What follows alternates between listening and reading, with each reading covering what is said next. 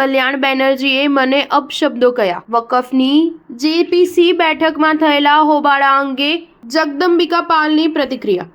વકફને લઈને બનાવવામાં આવેલી સંસદની સંયુક્ત સમિતિની બેઠક દરમિયાન શુક્રવારે ફરી એકવાર હોબાળો થયો.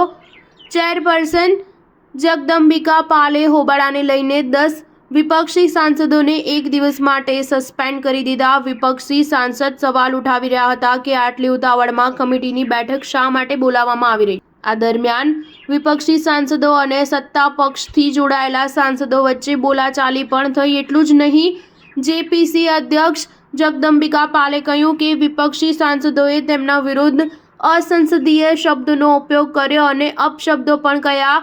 જેપીસીના અધ્યક્ષ જગદંબિકા પાલે કહ્યું કે અમે સંસદને 2 વખત સ્થગિત કરી. કલ્યાણ બેનર્જીએ મારા વિરુદ્ધ અસંસદીય શબ્દોનો ઉપયોગ કર્યો અને મને અપશબ્દો કહ્યા. હું તેમને અપીલ કરી રહ્યો હતો કે લોકોને બોલવા દે, જેમણે અમને આમંત્રિત કર્યા હતા. અમે સદનને વારંવાર સ્થગિત કરી, પરંતુ તેઓ ઈચ્છતા ન હતા કે બેઠક ચાલે.